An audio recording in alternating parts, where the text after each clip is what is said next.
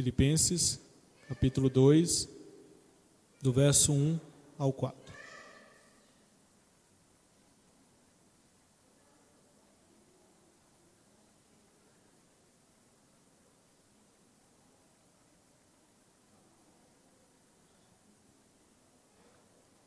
Todos encontraram?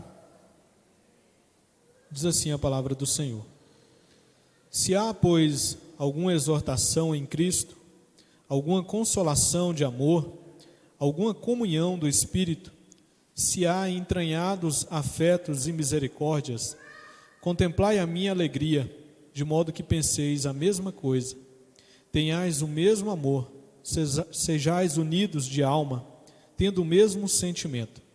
Nada façais por partidarismo ou vanglória, mas por humildade, considerando cada um os outros superiores a si mesmo.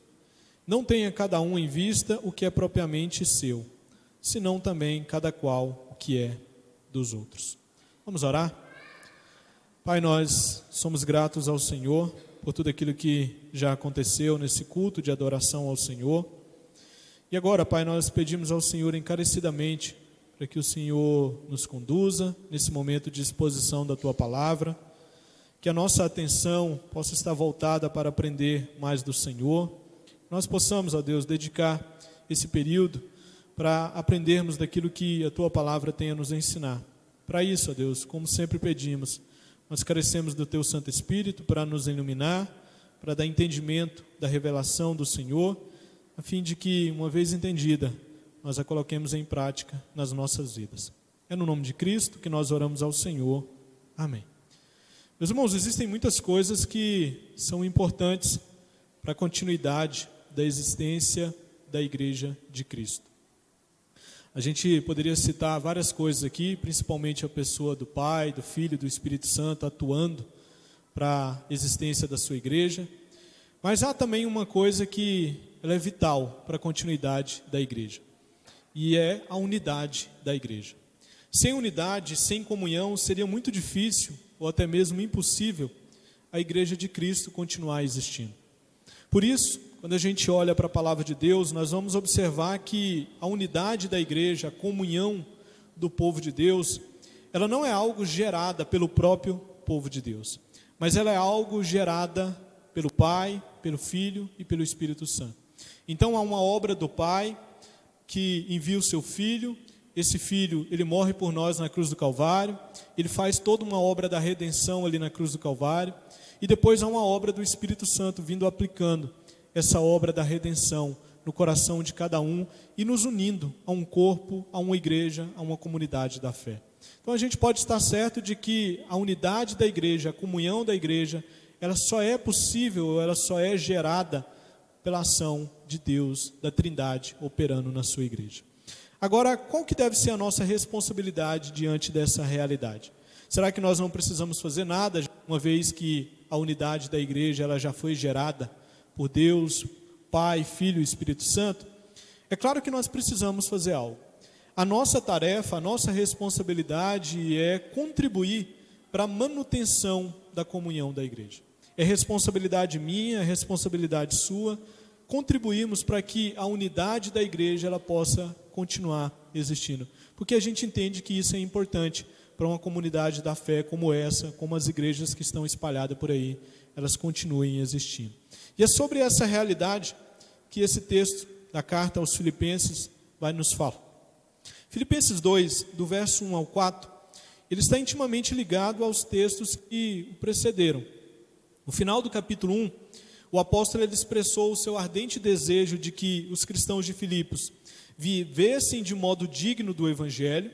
Por quê? Porque dessa forma eles viveriam firmes em um só espírito, como uma só alma, lutando juntos pela fé evangélica. Ou seja, o viver de modo digno do Evangelho de Cristo, ele implicaria na unidade dessa comunidade da igreja de Filipos. Então essa unidade ela era importante para a igreja de Filipos, para que eles estivessem firmes contra as investidas que viriam sobre a fé cristã. Eles precisavam estar unidos. E aí Paulo diz: vivei de modo digno do Evangelho de Cristo.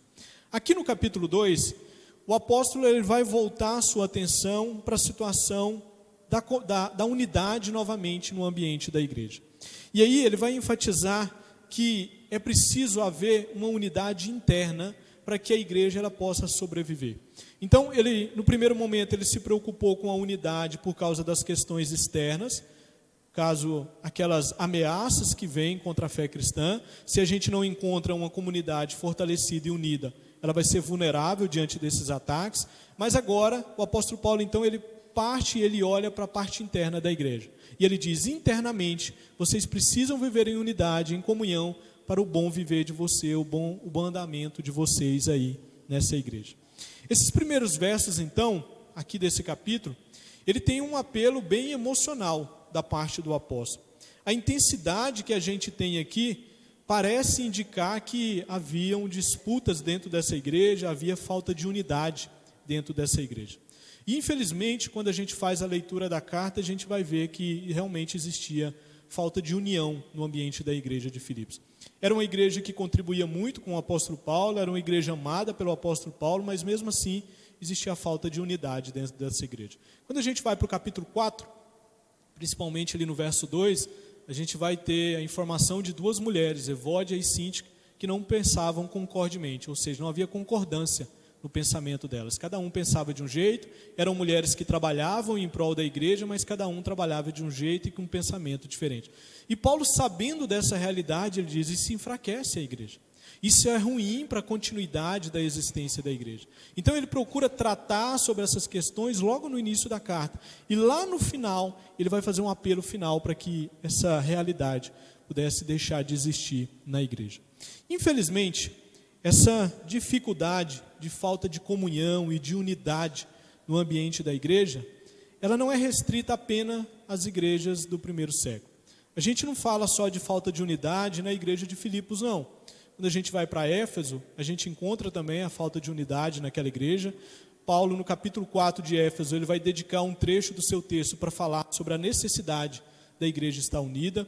Quando a gente vai para Corinto chega a dizer que existiam grupos dentro da igreja. Alguns diziam eu sou de Apolo, outros diziam eu sou de Cefa, outros diziam eu sou de Cristo, alguns mais espirituais. E olha que Paulo está se dirigindo para uma igreja que se considerava a igreja espiritual ali na cidade da Grécia, no país da Grécia. Mas ele nota e vê que havia falta de unidade naquela igreja. Quando a gente caminha no decorrer da história da igreja, a gente vai ver que a falta de unidade, a falta de comunhão, ela também está presente no ambiente da igreja. Eu costumo dizer sempre que a igreja ela não é perfeita. Perfeito mesmo é somente o dono da igreja. E talvez esse seja o motivo porque a gente pode falar de falta de unidade na igreja. Então a igreja ela não é perfeita. Eu posso garantir para vocês que pelo menos enquanto eu estiver aqui com vocês, a igreja não será perfeita. Eu digo por mim mesmo, ela não será perfeita. Talvez o dia que eu sair, a igreja torne-se perfeita. Mas a igreja ela não é perfeita, o dono da igreja é perfeito. Agora, uma vez que a gente sabe que a igreja ela luta com falta de unidade, com falta de comunhão, a gente precisa dedicar os nossos esforços para a manutenção da comunhão e da unidade da igreja. Essa é a temática do apóstolo Paulo aqui nesse texto. A pergunta que fica é como fazer isso? Como que a gente pode contribuir para que a igreja ela persista e ela tenha unidade no seu ambiente? Esse texto ele vai nos apresentar algumas atitudes que são fundamentais para a manutenção da unidade cristã. E a gente vai ver, então, a partir de agora. Em primeiro lugar, no verso 1, nós podemos aprender aí que para que a nossa igreja, para que o nosso ambiente de comunidade da fé, ele possa ser marcado por unidade, por comunhão, é preciso estarmos fundamentados nos alicerces da unidade cristã.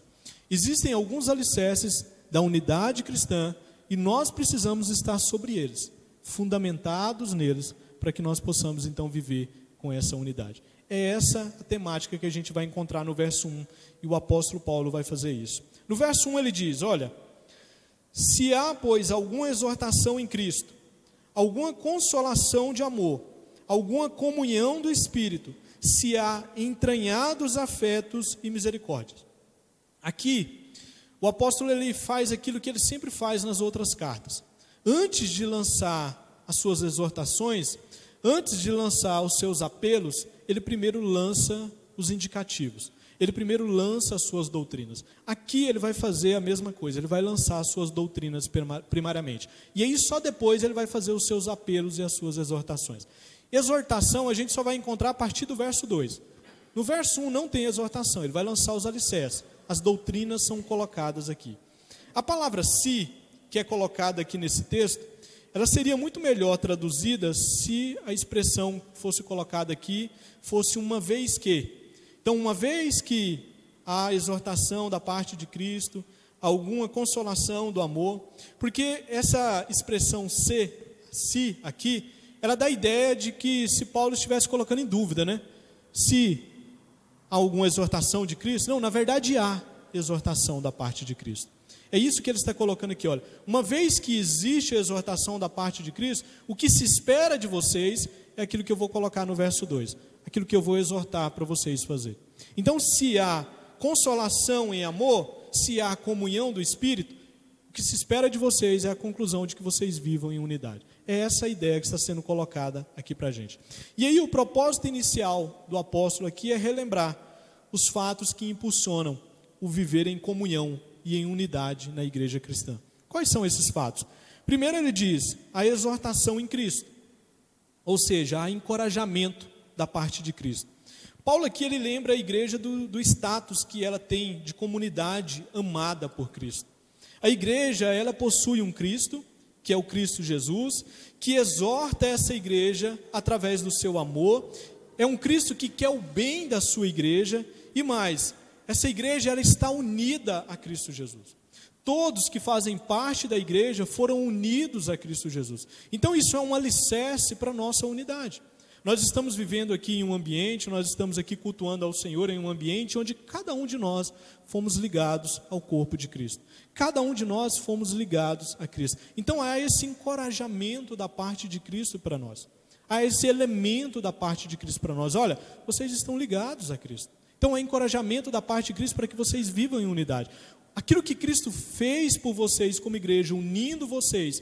E aí lá na carta aos Efésios ele vai dizer, unindo judeus e gentios, povos distintos, é uma demonstração de que vocês podem viver em unidade. A cruz de Cristo, ela tornou possível dois povos distintos, briguentos, que não se davam bem, poder passar a viver e se dar muito bem no ambiente da comunidade da fé. Esse é o elemento que está sendo colocado aqui para a gente.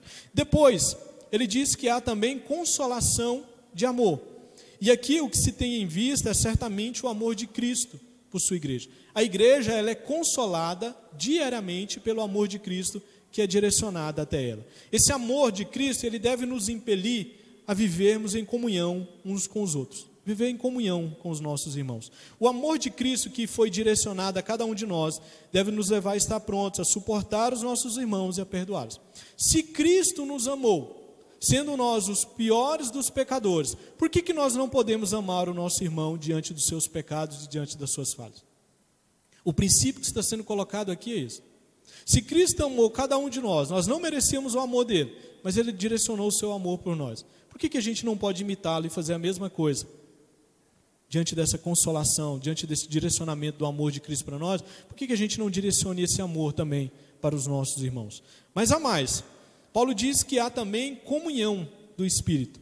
E aqui nós somos lembrados que há uma participação nossa, comum no Espírito Santo.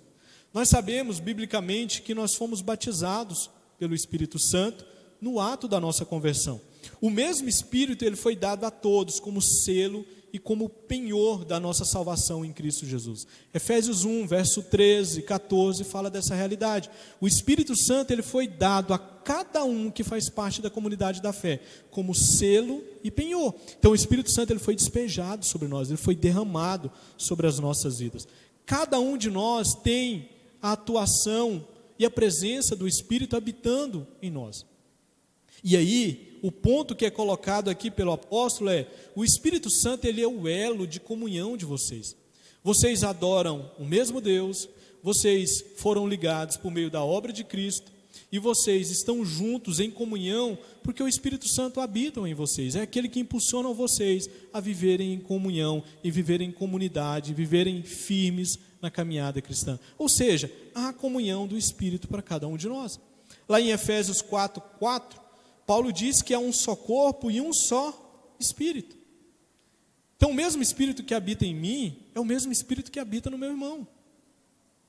Por que eu vou viver em desunião com ele? Por que eu não vou ter comunhão com o meu irmão se o mesmo Espírito que habita em mim trabalha em mim, é o mesmo Espírito que trabalha nele? Quando a gente vai para Gálatas, a gente encontra o apóstolo falando sobre o fruto do Espírito Santo. E dentre as virtudes do fruto do Espírito Santo, a gente tem o amor. Agora, se o Espírito Santo não está gerando amor em mim, a tal ponto de que eu consiga amar o meu irmão, apesar das nossas divergências e diferenças, é sinal, meus irmãos, que a gente não está tendo o fruto do Espírito Santo. É sinal de que o fruto do Espírito Santo não está fazendo presente na nossa vida. É sinal que o amor não foi gerado em mim ou não foi gerado no meu irmão.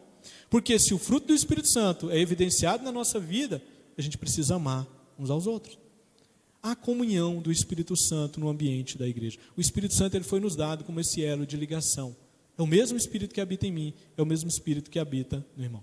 Às vezes a gente ouve irmãos na fé dizendo: meu anjo de guarda não bate com o anjo de guarda de fulano de tal. Ou eu sou de espírito diferente. Meus irmãos, se não há comunhão, realmente são de espíritos diferentes.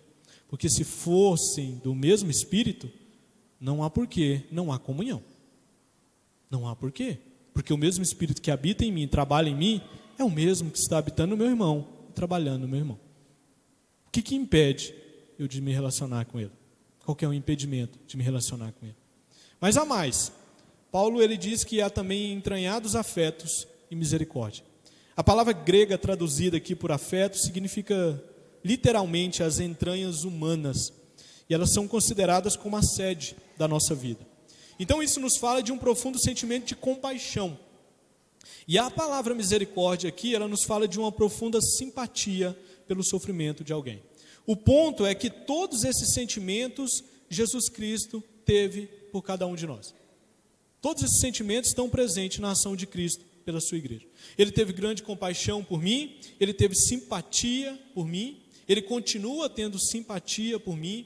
E agora, o que se espera de nós? Que nós tenhamos também compaixão dos nossos irmãos, que nós tenhamos também sentimentos, simpatia com os nossos irmãos.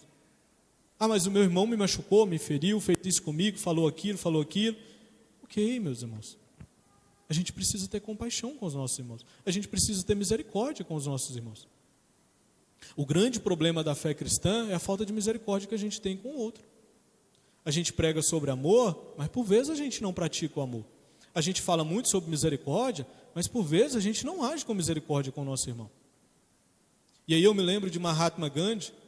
Certa vez chegaram até ele para pregar, anunciar o evangelho para ele, e ele virou para o missionário e diz: olha, o Cristo de vocês eu aceito facilmente. Para mim é muito fácil aceitar o Cristo de vocês. O que não dá para aceitar é o cristianismo de vocês, que prega sobre amor, mas não pratica amor. Que prega misericórdia, mas tem pouca misericórdia com o irmão do lado. Se o irmão está falhando em alguma área, tem pouca misericórdia com o seu irmão. Mahatma Gandhi virou para o evangelista e diz: o Cristo de vocês eu não tenho nenhum problema. Agora, com o cristianismo de vocês, a maneira que vocês vivem a fé cristã, eu tenho dificuldade com ela. Esse é o meu entrave. O ponto, meus irmãos, que nós como igreja, nós somos espetáculos para esse mundo. E se houver falta de unidade dentro desse espetáculo, que tipo de Cristo nós estamos anunciando para as pessoas lá fora? A igreja é um espetáculo do mundo. É um espetáculo para esse mundo. Por isso que Paulo está lançando aqui esses alicerces que são colocados aqui no verso 1. Ele diz: a encorajamento da parte de Cristo, a consolação de amor, a comunhão do Espírito, a entranhados afetos de misericórdia, que foram direcionados para vocês. Olha, tudo que foi feito por Cristo para que vocês pudessem se tornar irmãos em Cristo, para que vocês pudessem estar unidos. Então esses aqui são os alicerces que são colocados para nós, para que nós tenhamos comunhão. E a gente precisa estar firmados sobre esses alicerces aqui. Nós precisamos estar cientes dessas realidades aqui constantemente, para que nós possamos viver e contribuir para a manutenção da unidade da igreja. Em segundo lugar, no verso 2, a gente vai perceber que é preciso haver, da nossa parte, esforços pela unidade cristã. Se a gente quer uma igreja que tenha comunhão entre os irmãos, eu preciso ser o primeiro a esforçar para isso. Tem que ter esforço da minha parte. É esforço mesmo. Se não houver esforço da minha parte, a gente não vai contribuir para a manutenção da unidade da igreja. Verso 2: contemplai a minha alegria, completai a minha alegria, de modo que penseis a mesma coisa, tenhais o mesmo amor, sejais unidos de alma, tendo o mesmo sentimento. Aqui sim, nós temos a exortação do apóstolo para a igreja. Nós podemos ver nesse verso mais uma vez o quanto Paulo ele era preocupado com a igreja de Cristo. Ele inicia a sua exortação enfatizando que a sua alegria ela seria completa caso a igreja de Filipe se esforçasse em comunhão. E aí ele vai colocar quais eram esses esforços que a igreja precisava ter. Interessante, né? Paulo está preso. Ele poderia virar para a igreja e dizer: olha, a minha alegria vai estar completa quando eu sair da prisão. Mas não. Ele vira para a igreja e diz: olha, a minha alegria vai estar completa quando eu ficar sabendo que vocês estão esforçando para contribuir para a manutenção da unidade da igreja. Que há esforço da parte de vocês, que há uma postura para que a igreja viva em comunhão. Se houver isso, aí sim vocês vão completar a minha alegria. E olha que nós estamos falando de uma igreja que já era a fonte de alegria do apóstolo Paulo. Ela dava apoio missionário para o apóstolo, era a igreja que, mesmo financeiramente fraca, ela direcionava donativos, verbas para o apóstolo enquanto ele estava preso. Filipenses 4, verso 1, ele chega a dizer que essa igreja era a sua alegria e era a sua coroa. Mas ele diz: olha, há um problema que vocês precisam corrigir. E o problema é a falta de unidade que há entre vocês. Quais são os esforços que essa igreja precisava ter a fim de contribuir para a manutenção da comunhão? Quais são os esforços que nós precisamos ter? Primeiro, é preciso que nós pensemos a mesma coisa. Precisa haver unidade de pensamento no ambiente da igreja. A unidade de pensamento aqui certamente não é algo fácil de uma igreja alcançar. E aqui também não significa que nós devemos concordar em tudo, o que seria quase impossível, para não dizer impossível, né? Eu não consigo concordar com tudo que o meu irmão fala. Os estudiosos eles destacam que essa unidade de pensamento, ela se refere a pensar da mesma maneira que Cristo pensou quando Ele amou e como Ele ama a sua igreja. Como Ele se entregou por nós. Ter os mesmos pensamentos de Cristo. É um pensamento prático ao invés de intelectual. Então é você olhar para o seu irmão e dizer: olha, existem coisas no meu irmão que eu não concordo com ele, que geram barreiras para que eu possa viver com ele. Mas eu vou pensar como Cristo, eu vou pensar da mesma maneira que Cristo. Essas mesmas coisas que impedem eu ter comunhão com ele, certamente impediria Cristo de ter comunhão com ele. Mas Cristo passou por cima de tudo isso, Ele se sacrificou para passar por cima dessa situação, para que houvesse relacionamento da criatura com o seu Criador. Esse tipo de pensamento, ele deve nortear as nossas vidas. Por isso Paulo está dizendo: olha, penseis a mesma coisa. O foco aqui é Cristo. Ele começa falando sobre a exortação que há em Cristo. Quando a gente vai para o verso 5 até o verso 11, a temática é sobre Cristo. Então, contextualmente falando aqui, o foco é Cristo. O exemplo aqui é Cristo, é das atitudes de Cristo que nós precisamos imitar. É fácil? Não, não é. É difícil, é claro que é difícil. Ele também diz que nós precisamos ter o mesmo amor, tenhais o mesmo amor. Ou seja, a unidade de pensamento é necessário? É, mas também tem que ter unidade de amor. O amor aqui também se refere ao amor que Cristo teve por sua igreja, a tal ponto de Ele se entregar por nós. É claro que nós não podemos fazer aquilo que Cristo fez, de se entregar pela sua igreja. E a gente não precisa se entregar pela igreja, porque Cristo já fez isso. Mas nós podemos amar os nossos irmãos, apesar das nossas divergências. A gente pode amar o nosso irmão. Amar, meus irmãos, no sentido de que eu não vou deixar que aconteça barreiras, ou que essas barreiras sejam um motivo para que eu não me relacione com o meu irmão, para que eu não consiga conviver com o meu irmão. É esse sentido de amor aqui. Um amor que quebra barreiras em relacionamentos. Esse tipo de amor a gente precisa ter. Ele diz também que nós precisamos ser unidos de alma. Então preciso haver unidade de alma. Lá em João 17, do verso 22 ao 24, Jesus ele orou na sua oração sacerdotal que todos aqueles que creem sejam um como Ele é, Ele e o Pai são um. Então a oração de Jesus é para que nós fôssemos um. Ele olha para nós, e Ele olha para nós como igreja, como povo, como comunidade, como comunhão. Ele olha para nós como um povo. Então Ele diz, olha, eu quero que eles sejam um, assim como eu e o Pai somos um. Aqui a gente tem claro para a gente encontra muito nas cartas do apóstolo, a figura do corpo. Nós somos ligados ao mesmo corpo, meus irmãos, nós somos um. A igreja é um só. Cada um tem um dom, cada um tem uma função diferente, cada um tem uma habilidade diferente, assim como no corpo a gente encontra essa diversidade. A mão, ela faz a função de mão, o pé faz função de pé. E por aí vai, mas a gente precisa de cada um e elas estão ligadas ao corpo. Cristo é o cabeça do corpo, nós somos os membros do corpo. Nós estamos ligados, a unidade. A igreja é a unidade. Eu não consigo ser igreja separado de uma comunidade da fé. A gente não vem à igreja, a gente se reúne como igreja. Essa estrutura física aqui não é igreja, irmãos. Essa unidade aqui, ela pode ser igreja ali na avenida, fora dessa estrutura física aqui. Nós nos reunimos como igreja, é a ideia de corpo. Eu estou ligado ao meu irmão. E essa unidade de alma aqui, que Paulo diz, olha, vocês precisam ter isso. Ele diz também que nós precisamos ter unidade de sentimento. Ele diz, tendo o mesmo sentimento. Se vocês fizerem assim, vocês vão completar a minha alegria. Como igreja, nós precisamos ter o mesmo sentimento. A igreja ela é como uma banda musical, que precisa tocar e cantar o mesmo tom. Os irmãos aqui tocam e cantam, cada um com um instrumento diferente, mas o tom é o mesmo.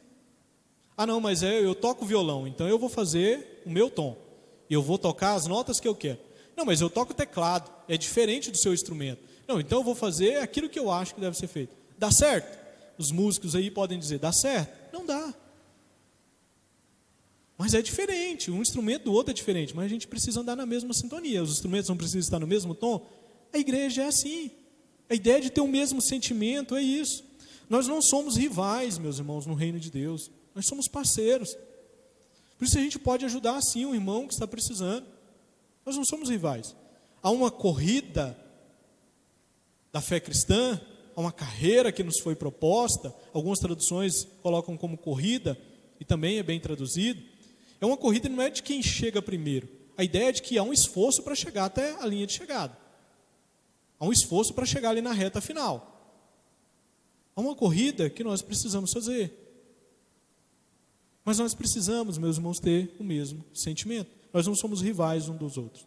A igreja não deve ter disputa política. A gente sacrifica os nossos irmãos por causa de políticos, irmãos. Isso é idolatria.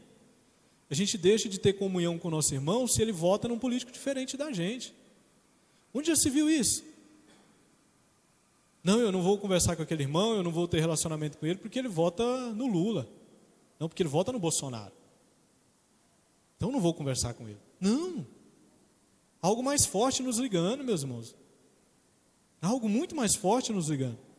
Tem gente que, eu coloquei aqui, briga por cargos, mas isso não existe, né?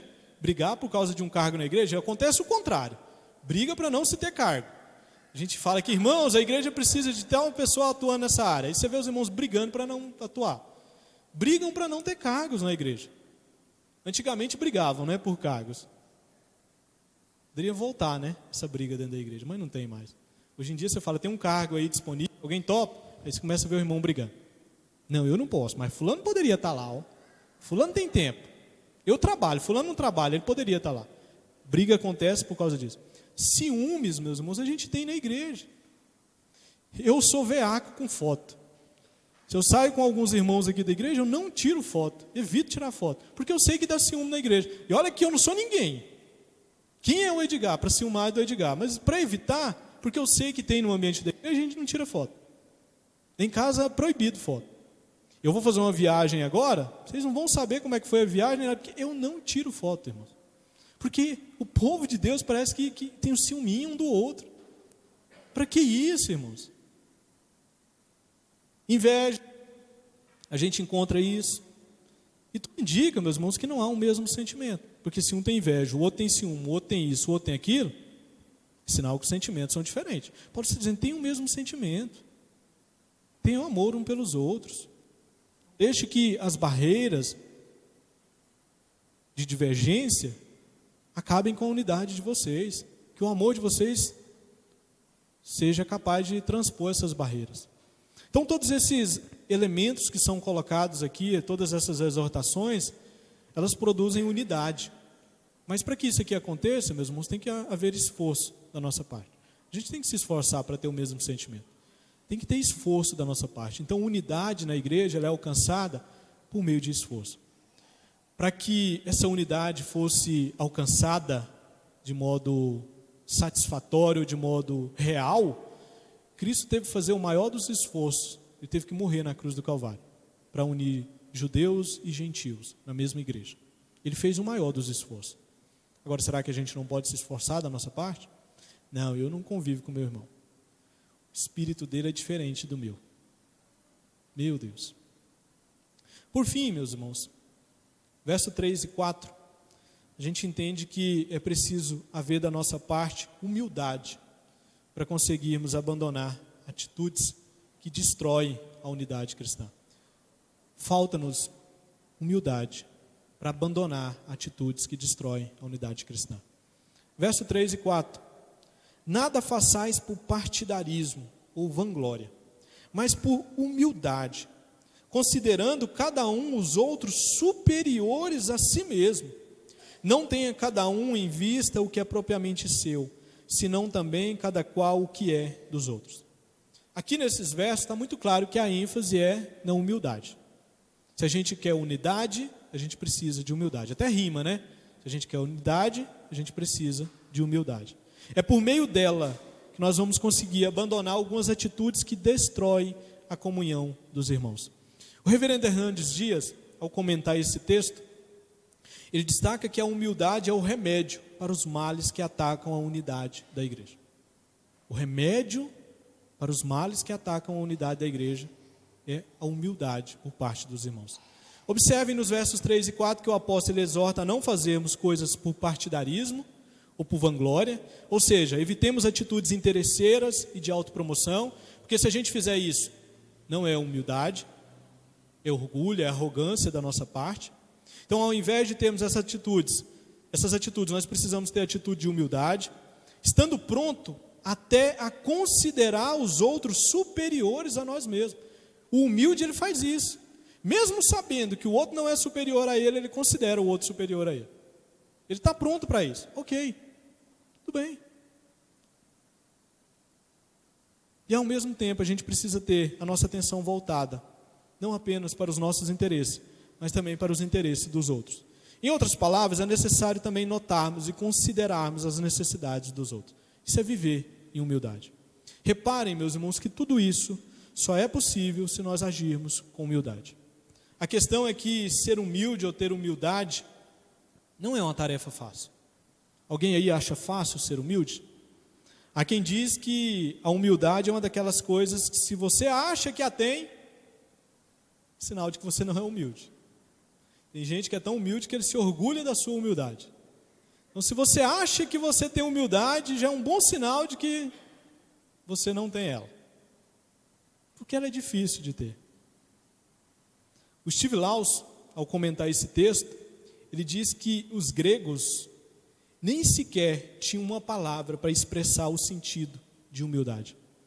Porque para eles tal ideia não tinha valor para a prática de vida.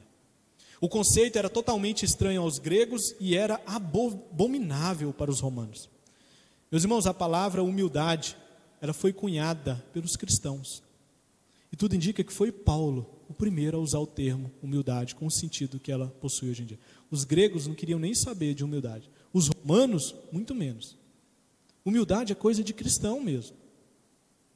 Humildade é coisa de cristão. Uma pessoa humilde, ela não tem problema em considerar os outros superiores, ela não tem dificuldade de pedir perdão quando for necessário, porque ela sabe que um pedido sincero de perdão não vai diminuí-la nem nada, vai na verdade contribuir para o reino. O humilde, ele não tem dificuldade de passar por barreiras, porque fulano não conversa comigo, porque fulano não olha para mim, porque fulano não é aquilo. O humilde passa por cima disso tudo, irmãos. Talvez não olha para mim ou não faz isso porque é superior a mim, então considerar essa pessoa superior, eu sou inferior. O humilde passa por cima dessas situações. E Paulo está dizendo, olha, vocês precisam ter humildade. Agora, como ser humilde, meus irmãos? Como que a gente consegue ser humilde? Essa atitude que é tão importante para a comunhão da igreja. A vida cristã, ela foi projetada para gerar em nós humildade. A gente só não fica humilde na vida cristã se a gente não for sensível à forma que a vida cristã foi projetada para que nós a vivamos. Por exemplo, a palavra de Deus, ela nos santifica, promovendo em nós uma mentalidade humilde. Senão, não está tendo processo de santificação. Se você está em um processo de santificação, está progredindo, não há humildade, é uma virtude. Você não está tendo. Então, é um projeto. A cruz de Cristo, ela nos diz que tudo que trazemos para a nossa salvação é o nosso pecado. De que maneira que nós chegamos diante da cruz de Cristo? Só com o nosso pecado. E a gente vira para Cristo e fala, oh, eu entrego ele para o Senhor. E o Senhor entrega para mim a sua justiça. É só isso que eu tenho a oferecer para o Senhor. Ou seja, é projetado para que a gente seja humilde diante de Cristo. Não tem merecimento, não tem mérito da nossa parte, nada. A oração, ela nos coloca de joelho diante de Deus com as mãos vazias. Olha o modelo que é a oração na vida do cristão. Você chega diante de Deus falando, Senhor, eu determino que o Senhor faça isso. Eu sei que tem gente que faz isso no meio evangélico, né? Eu determino que o Senhor faça isso, eu não aceito isso na minha vida. Quem ora assim, meus irmãos, está orando para outro Deus, não é o Deus das Escrituras.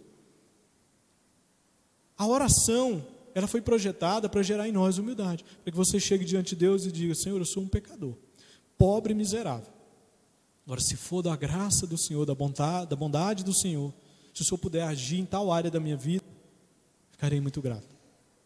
Então a oração era projetada para gerar humildade, é de joelhos que nós chegamos diante de Deus. A nossa prática de adoração, ela nos faz olhar para Deus, nos colocando em nosso devido lugar, que é de adorador, e não de adorado. As nossas provações, irmãos, elas nos humilham, lembrando-nos de nossa fragilidade humana. Por que Deus permite a gente passar por dificuldades nesse mundo? Para nos humilhar mesmo, para que nós sejamos humildes, para tratar conosco. Às vezes a gente fica perguntando para Deus, mas por que é tão difícil para mim? Deus está tratando com você, irmão. Ele está usando as dificuldades da sua vida para tratar a sua vida, para te moldar, para te fazer mais parecido com Cristo.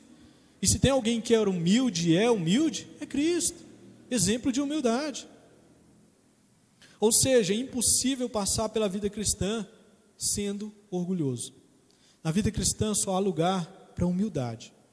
Por isso o texto bíblico ele nos exorta a sermos humildes. Isso vai contribuir muito para a nossa unidade como igreja e como povo do Senhor.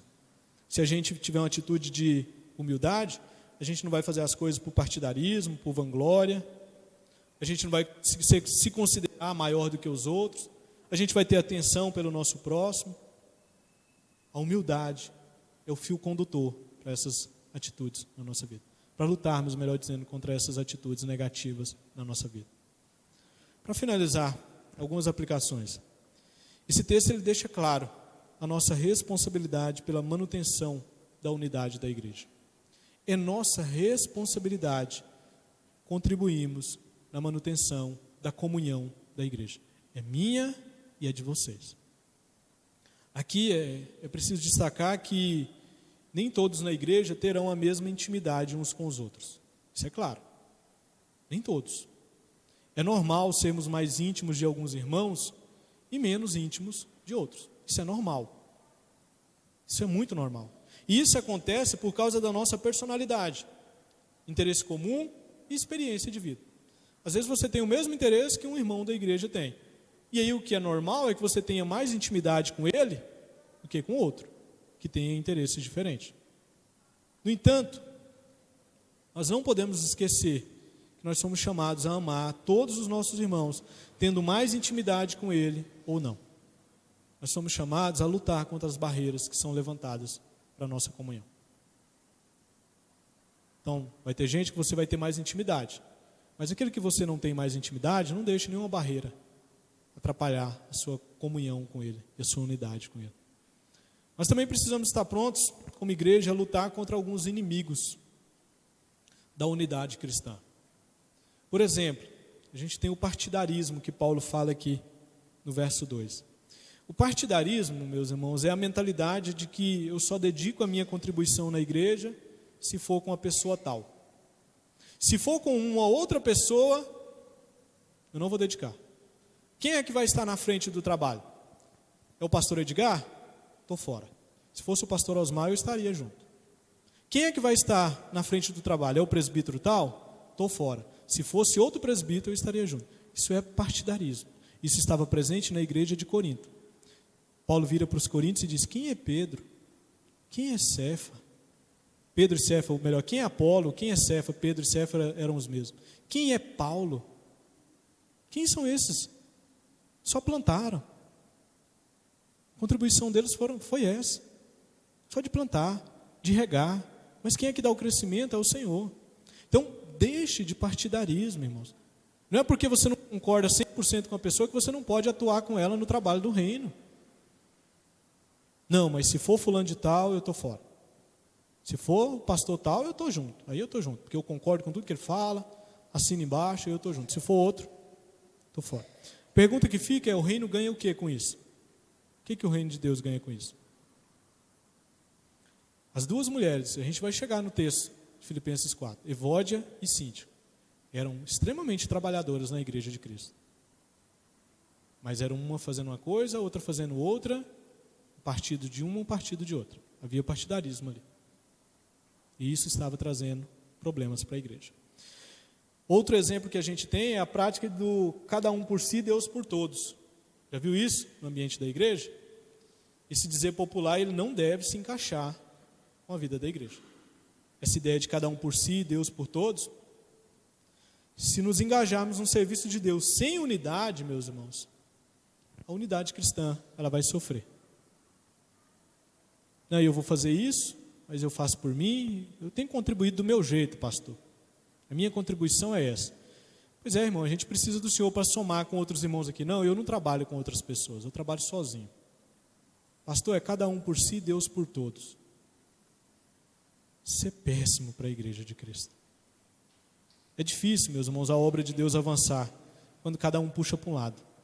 Se tem um puxando para cá, outro puxando para lá, outro puxando para lá, é difícil demais a obra de Deus avançar. Meus irmãos, essa igreja é uma igreja que ela pode contribuir muito no reino de Deus. Mas para que a nossa contribuição ela seja cada vez mais eficaz, a gente precisa ter comunhão, a gente precisa ter unidade. E essa é uma área de deficiência na nossa igreja. Não é só nossa. De todas as igrejas. Algumas têm mais, outras têm menos. Mas se tem uma área de dificuldade aqui nessa igreja, é a tal de comunhão. Às vezes a gente faz alguns trabalhos aqui, alguns irmãos vão, outros não.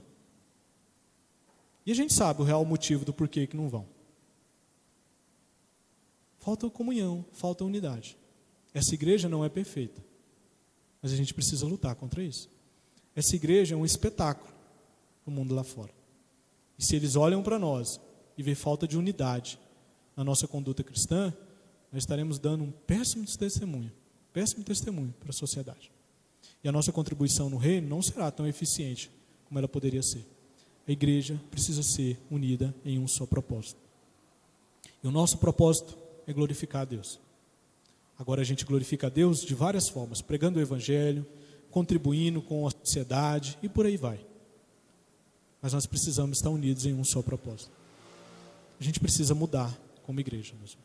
Enquanto é tempo, a gente precisa mudar. A gente poderia fazer muitas outras coisas nessa igreja aqui no decorrer do ano. Mas às vezes a gente está desmotivado, a gente fica desmotivado porque a gente sabe que vai fazer, não vai. Tem o dia dos namorados aí, né? E eu pensando em fazer algum trabalho, mas eu sei que é fazer, vem alguns. Tive uma proposta de uma outra igreja fazer parceria com a gente, com vergonha de que a outra igreja venha mais pessoas da outra igreja do que da nossa. Eu falei, não, vamos deixar só a nossa. Se for fazer, vamos fazer só a gente.